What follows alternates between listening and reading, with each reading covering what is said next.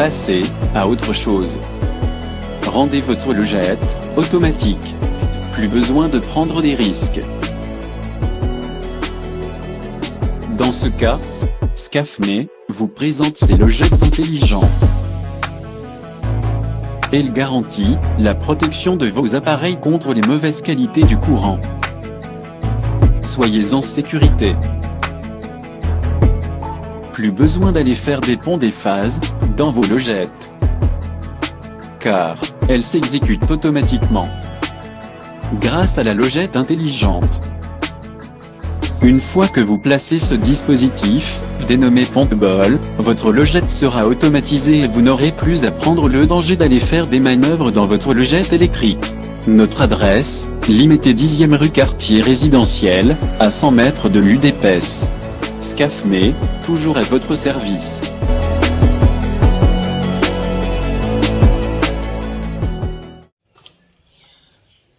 Papi Kamwasi Télévision, tout terrain 4x4, Kamwasi Chilombo. Welcome, bonjour, Boya Malamou. Bienvenue dans ce nouveau numéro de Papi Kamwasi. Chers amis, Banani Balingi Vérité. Banani Balingi Vérité, Batombola Mosapi. Banani Balingi Vérité. Ce qui bolingi to baby sa émission oyo. Et comme émission, il y a loisir. Et comme émission, on cause Sakabino, et ils ont la émission, et puis Sakabino a plaisir, et pourtant ils ont le kuta. Botombo la maboko, ba balingi vérité. Botombo la maboko, ba oyo balingi vérité. Tout sur la vérité, tout le monde cause Sakabino. Chers amis, Bobongama, attachez vos ceintures, Bobengana, bo partagez vidéo avant même monter la mobimba. Partagez déjà. Vérité nde ezakoya. Vérité me sauver Congo. Chers amis, je vais vous choquer aujourd'hui. Oyo ko finga ngai afinga na ye. L'essentiel ngai nazoyeb sabino vérité. Toko sauver mboka oyo na vérité. Nalinga abino mingi. Nebi ki bolinga nga mingi. Tobata makali sosote. Boyebi qui doit soutenir école, doit soutenir ba Congolais, doit soutenir moi na mboka. Son excellence Félix Antoine Tshisekedi Tshilombo. Doit soutenir wana kutu salamu kilina yo. Doit soutenir ye. Mais lelo tokoloba ba vérité. Tala, on le soumet information. Tala, information. Tala, information. Pleine d'informations. Ba VTRP zali, en tout cas, vous pouvez s'en temps lelo, to solo la, boyoka, makambo, ezako bima, na émission. Parce que si on a continué à sommaire développement, et que vous avez temps, nazo pupula, na bandi, na kei, tie sika toko suka, lelo boka nga mutema, boza la nanga fara, tina suka, yama solo oyo. Sadek! To na Sadek. Bobi ke Sadek, bazube instruction, ba mindele, ba lingi bisote. Bazube instruction, que, ndenge zawana, bakota na guerre Angola tout ça Tanzanie basi batsoli na bango botika Congo basila na bango na Rwanda bango epote bango na sima Rwanda balingi Sadek akota makambo te bisoto bomana ti to perdre boye ba déjà kino mindele balingi bisote lobby match ya CAN bomoni ki ba Congolais bayaki na ba drapeau bayaki na ba message ya stop violence stop génocide au Congo ba chena mindele o bazoka exclusivité ya ba match ya CAN ba pesi consigne na régisseur ba cameraman ba yeba kite ba ko filmer na bango me o azaki na régie o azo boaka ba image bomona azaki na consigne azaki na droite est-ce que cameraman a vu drapeau a vu banderole ya RDC a diffusé monde complicité ezamakasi. Chers amis, souffrance toza nango ya FCC nde alokeli biso oyo makambo o sibir lelo ezali FCC ezali AFDEL mutoyaki na barwande awa ba corps ba Sylvien bango na bango ti lelo et comme ce problème Félix Antoine Tshisekedi son excellence Tshilombo azaraki na makambo wana ti donc mutoyeli biso ba problème awa ezali Musée Laurent Désiré Kabila tango ayaki Etienne Tshisekedi wa mulumba ayebisaki ye déjà mon cher oyo ye eza bien baye na on a pouvoir mais la politique gratuité d'enseignement ils ont raté cadeau ezalaka te. Donc ti baye na yo na pouvoir baza na ba projet ba plan B to sila na bango to potana entre nga na yo awa to lokana to résoudre makambo mboka biso na biso to tika bato bazonga mais nga na yeli kitaki impossible parce que musée Laurent Désiré Kabila a déjà pris en otage par des Rwandais bakotike ndenge nini kaka soki ba yoka ika bimisi idée baba baré ko avant comme même président. Donc avec na choité fait to komaka iska to komi oyo mais botie la biso mon côté eza bino oza ba responsable ya makaboui na constitution bosala na ba article bosala oyo ekoti Congo lelo na esclavagisme lokola na constitution botanga article 51 botanga article 217 botanga ngo bino mona bandako lokola ka pasteur nga ba tala na Jean 15-18. Donc tanga article 51 constitution tanga article 217. Donc ils ont lié na ko protéger ba benga ba minoritaire. Donc ba minoritaire wana ba nyamulenge ba na droit ya créer ba commune na bango tout ça ils ont article moko taillé sur mesure pour na intérêt na bango. Yango wana UDPS au pouvoir majorité parlementaire et que na UDPS union sacrée donc il lo kwa liboso ya kosala ezali pour revoir l'article oyo pour retoucher constitution yango bozomona bitumbezo ya makasi balingi te Fachi Béton a installé bureau définitif balingi te chef de l'état abimisa gouvernement bango bazate moyen ba protéger l'article oyo ezate. Donc pour na bango ezali vraiment changement total ya régime na bango changement total ya projet machiavélique bazalaki na pour na Congo bitumba eza na niveau international eza grave et eza sérieux. Relativement na message il y a soda au balobaki que nous avons congolais ou cette déclaration à Melami dans une information soda wana oyo bomoni wana balobaka congolais ya solo boyoki lingala na effectivement il se passe des choses là-bas makameli na tanga Mobutu azoti na mbongo ba munitions armement ezokende kuna ezobetate ba militaire bazo réclamer kolia boina boy et ça makama solo selon certaines sources. Mais je choqué par tout le monde. Comment c'est pas mal? Comment il faut pas décourager? Décourager par tout le monde. Pour nous atteindre le chef de l'État dans téléphone, et ça facilité. Pour nous communiquer, et ça facilité. C'est à travers les émissions. Tu communiquer kaka. Tu peux me rendre kamu. Mais si vous conduisez à y habiter, on va sur la téléphone, on va écouter la boy. Est-ce que vous avez vu la réalité du terrain? Tu vas faire feinter. Tant que vous avez kabango, attendez pas émission mais non, tu dis qu'il peut avoir raison. Quand tu me connais na lingi mo konzamboka azwa numéro ba téléphone ya ba kaporo na ba sergent o ba na guerre asola ka pena bango ayoki ba généraux ayoka ba sola sur le terrain ba solo ba na yini ba kaporo ba sergent o ba na la front ba généraux ba kina affronter mo konza solo la na bango nenga sola ka pena ba joueur atuna na caporal kuna ndenge nini position ndenge nini bolé minduki ye masa c'est commis. Est-ce que vous progressez? Est-ce que vous reculez? Est-ce que vous umbi? Vous wapi? Totina ki bayana. Et comme vous moni yango mokonza solo la kapena ba kaporo. Na ba sergent. Kuna na front. C'est important. Parce que ce qu'on a son de cloches kaka moko. Ba yibisa kaka yem bango ka bazo yibisa e. Vous avez l'information nyo sauté. Chef de l'État, je vous en prie. Luka numéro ya ba kaporo ba sergent oyo ba na front ba pesa ka yo ba véracité ba réalité du terrain c'est important. Chers amis, IGF Gilles Alingeti bravo musala kitoko et indaki awa na ministre Tony Mwaba IGF a continué kusala musala pour vérifier, pour contrôler mon solo ya l'État et que wapi et salipe nini. Et alors, depuis hier, atindi l'inspecteur qui va sceller bureau ya comptable ya Sekopé, donc EPST.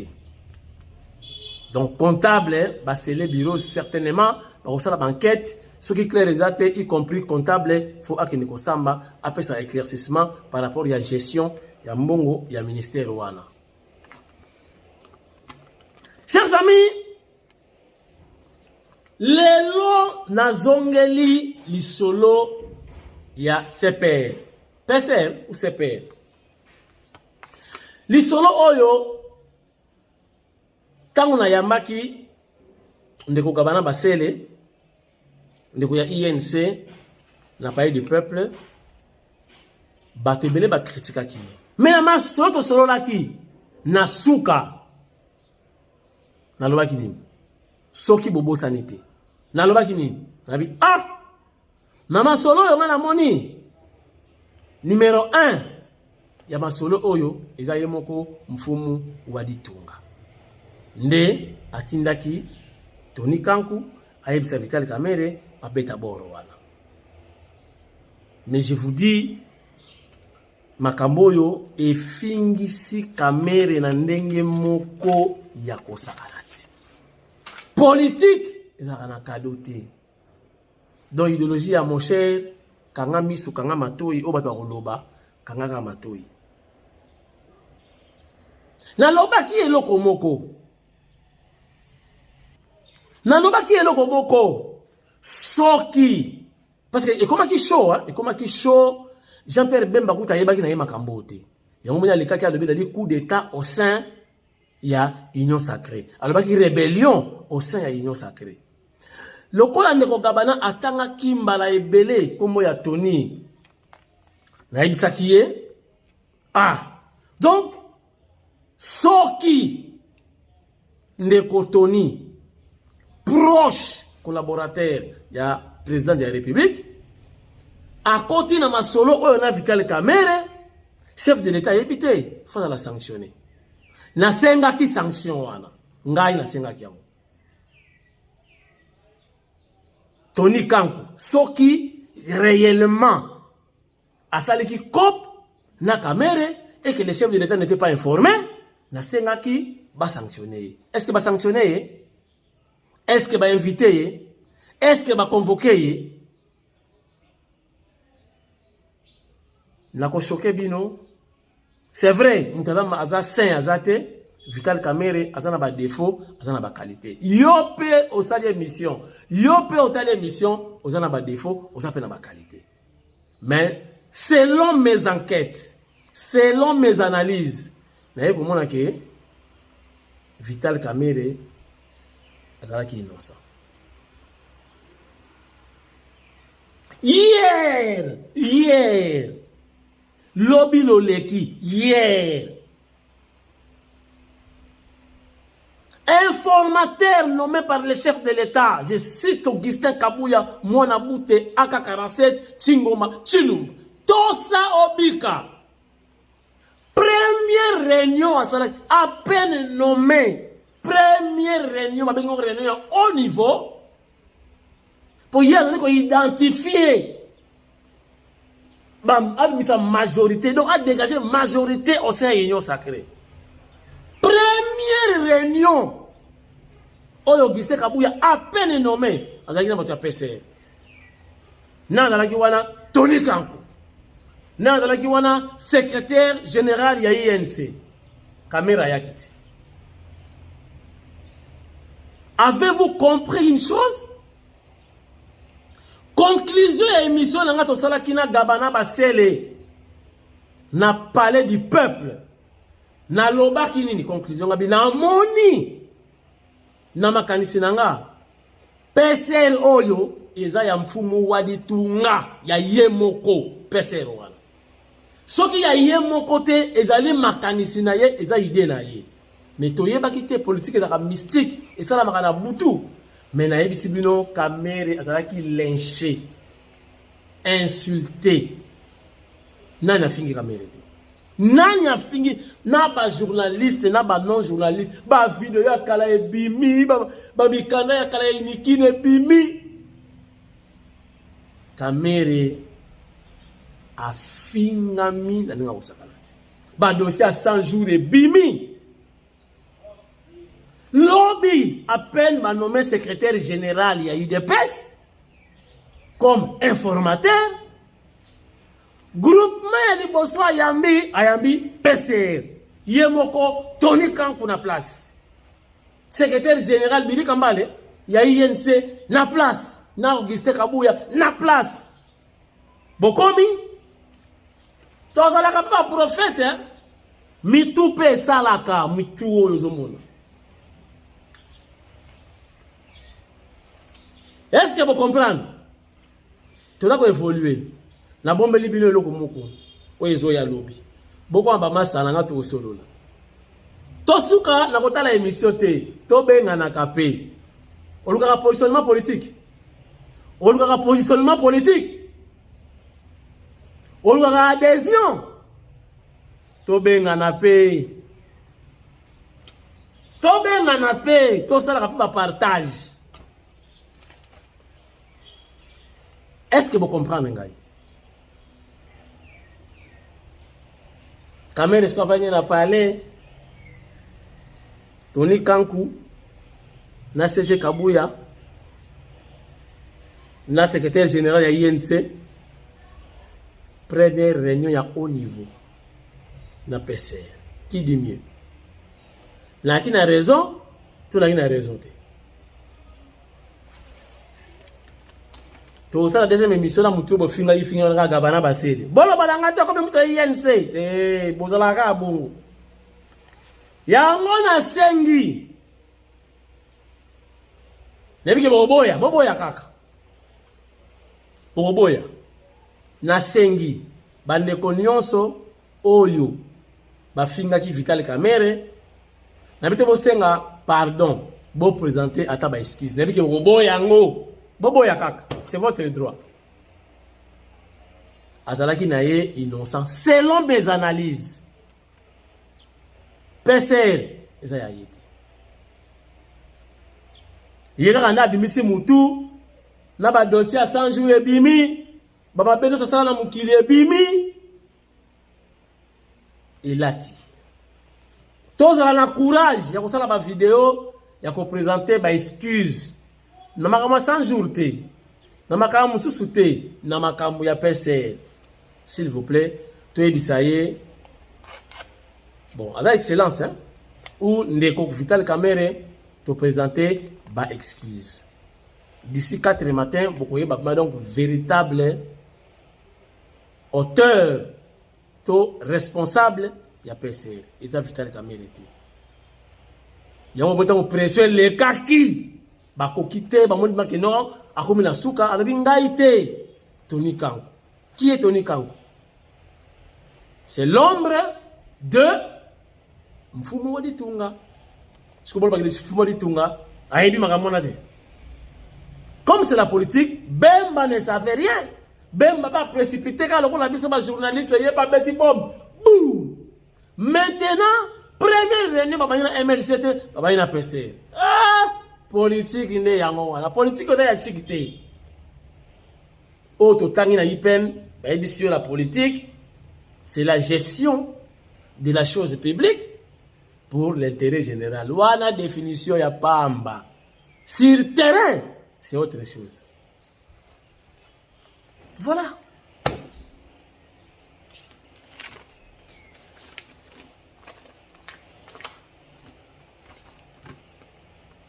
Ya Vital limbisa bango limbisa biso ya Vital toyeba kite c'est la moindre Fachi pas reconnaître l'erreur na iti alobi ah nasala kimi l'erreur mais na obongisa Augustin Kabouya nommé informateur pour former le gouvernement. Apprécier 30 jours, une fois renouvelable. Regardez. L'attente n'aura pas été de longue durée.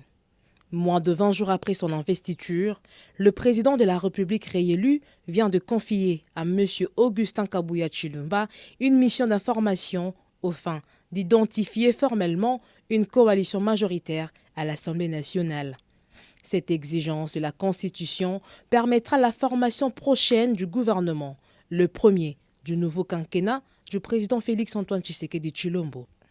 Le secrétaire général de l'UDPS, parti arrivé en tête de liste selon les résultats provisoires des dernières élections, mesure parfaitement l'immensité de la tâche lui confiée. Je suis très content de la désignation.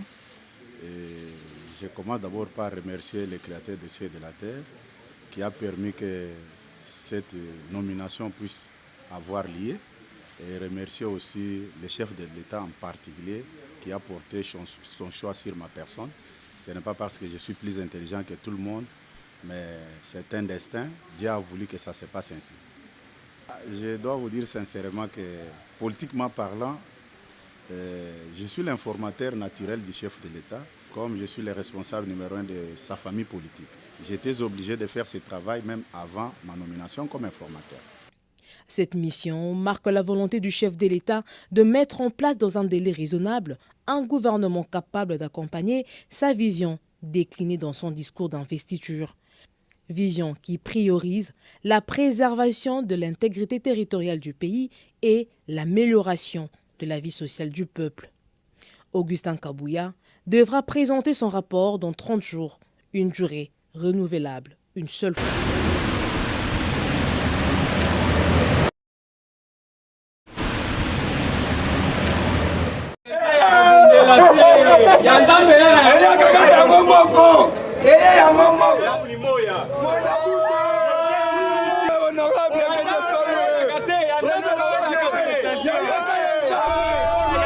Homme politique de premier rang en RDC, Augustin Kabouya est un véritable animal politique ayant fait ses preuves. Chef de la famille politique du chef de l'État, le parti ayant obtenu plus de sièges que d'autres législatives, Augustin Kabouya a co-présidé l'Union sacrée de la nation avec brio.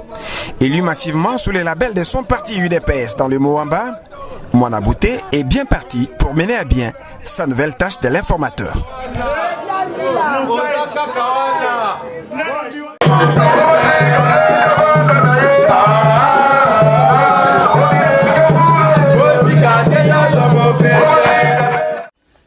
Chef de l'État a plusieurs qualités.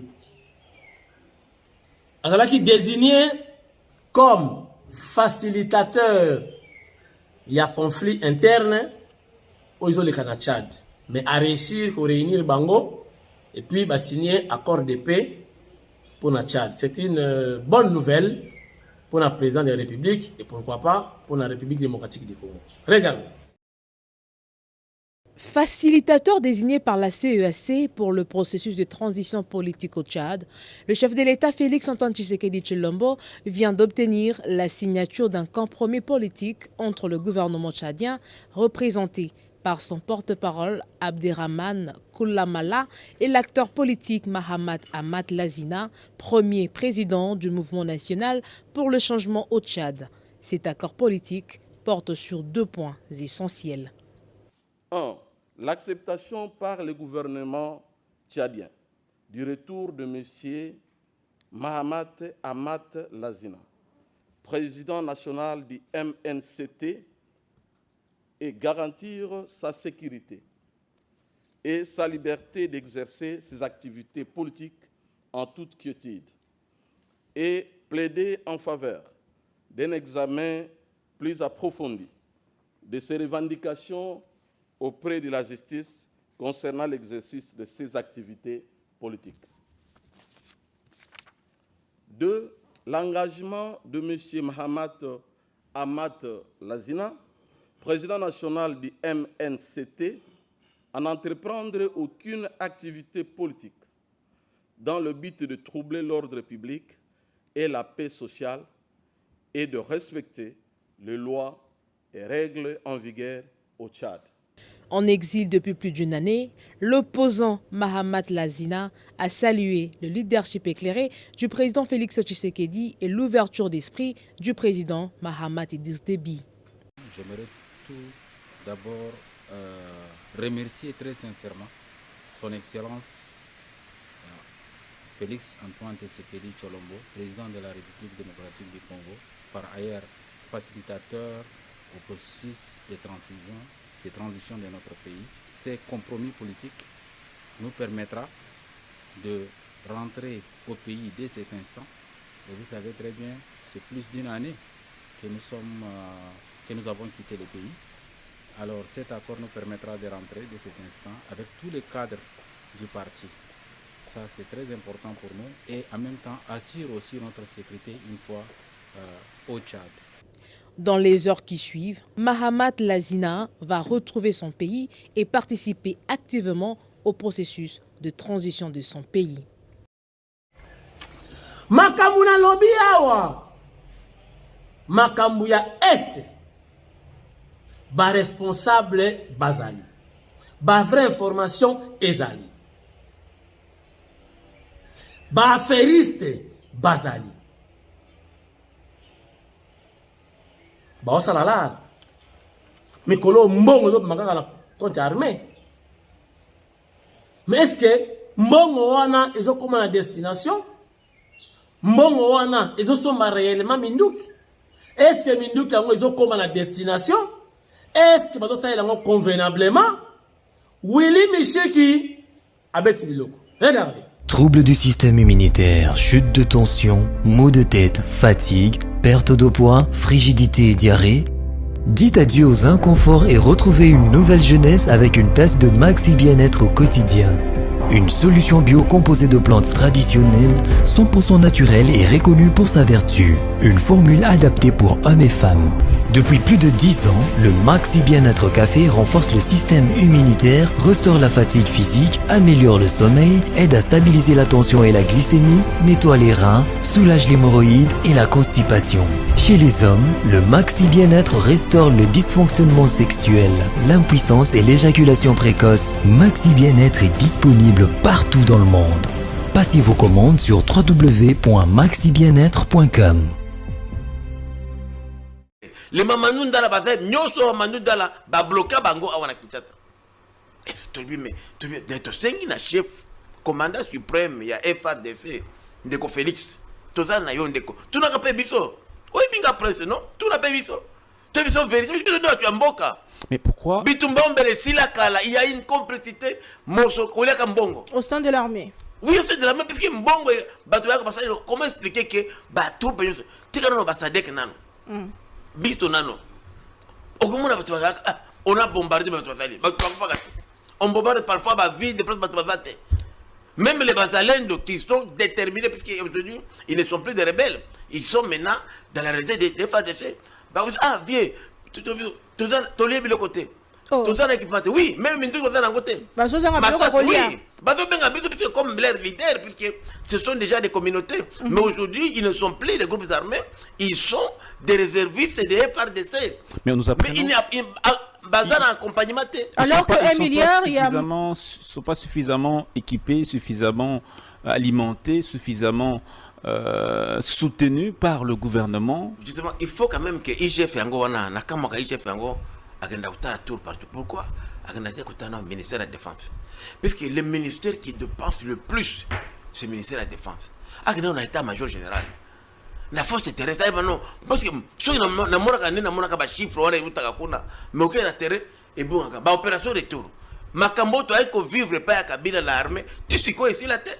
Parce que tu comprends comment les soldats na terrain, les gens sont animés. Tu as un gouverneur qu'on a les lots, qui est vraiment gouverneur militaire, tu dis moi impeccable. Puisqu'il y a Bandaï Moussalawana, Aza déjà capitaine, major, colonel, c'est un homme militaire. Mais Azana Batoyo, Bazo, Tamusika, Baebi Terente. Il n'y a pas eu des réformes au niveau du secteur de la défense malgré le départ de l'ancien président Kabila. C'est le même système qui est maintenu. Non, malheureusement. Les détournements, tout ce qu'il y a eu comme. Tala Lelo. Oui. Tala Lelo, combien le plus grand commerçant et pas Nabiso, il y a l'État, ce sont des officiers militaires supérieurs. Au Katanga, na Sakanya précisément. Montouakoufi, selon toutes les informations, nous avons vérifié que nous avons un conditionnel, na parquet. Nous avons un conditionnel, na parquet, il y a Sakanya. Montouakoufi Samba, il semblerait que le dossier lié na cadastre, Basambi, Montouakoufi est condamné après Akwei à sa crise. Selon l'information, tout ça, a kende ki kaka bongo na crise wana, malgré crise, a kende ki hôpital te, baketchai na prison et le monsieur a succombé. Ce que bakse information nga pe na bakse libino na Sakania na prison ya Katala 1. Des agents ya CIA Mindele bazui bango na front côté M23. C'est une rumeur aussi, excusez-moi, on n'a pas vraiment de preuves matérielles, mais il semblerait basi batindi bango na Kinshasa tokomona bango soki information na pesi bino eza vrai que des agents ya CIA Mindele au côté ya M23 ba récupérer bango ba capturer bango batindi bango na Kinshasa tokoyi ba vérité na mikolo ezali koya bandaka mususu balobi mais facha bandaki masolo déjà na bangi et masolo na banana na baris asala kaka ndenge na bangi basali bache base militaire ya baris na bangi. Qu'est-ce qui empêche maintenant le chef de l'État andi mako céder pe côté est wana baris bacha base na bango peme na Bunagana total asikoyo Rwanda nini ya konda akokatisa aya kobundisa Kongo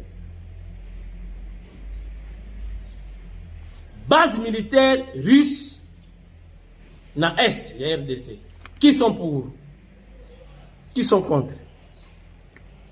Émission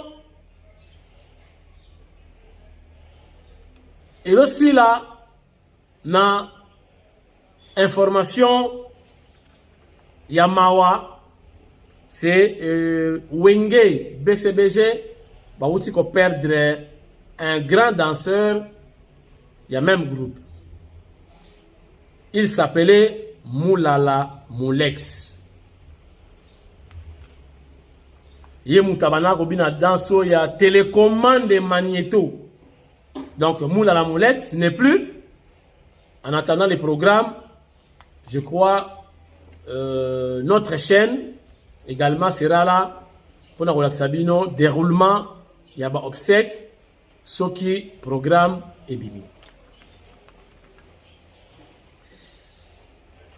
Ben, information éthique, chers amis, peut-être au courant, il y a journée à Lilo. Rien n'empêche qu'on puisse faire une deuxième vidéo. C'est probable, aux émissions à Liboso, peut-être avant 18h, pour vous voir deuxième vidéo, en attendant que les informations puissent évoluer. Chers amis, na Vilvoorde Ratakate, na Vilvoorde Ratakate, Régine, Kapinga, Maman Munganga Nabiso, Kapinga Régine. Na Alost, voilà. Na Alost, Moutunanga Alba compagnero, moi na IDPS, il y a 5 h du matin, na Alost, na Belgique, Yope, Tosoli Lelo, il s'agit de se rappeler na yo libanga yango wana. Merci également à Christine Mpinda wetu depuis Panama na Parigo motema ya Joseph Mpinda bana ya poto ya solo bango na quartier bavandaka bango ka bato moyindo mindele na mindele donc okoti na veni sola matungulu. Lelo, première partie na Sukiwana, deuxième partie, Hermoko. Bye bye. Et surtout, félicitations à Augustin Kabuya Mwana Bouté. Tosa Obika. Soko Tosi.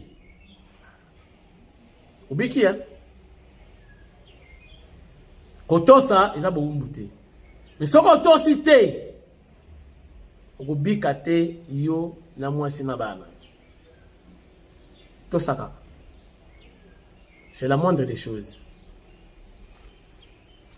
L'informateur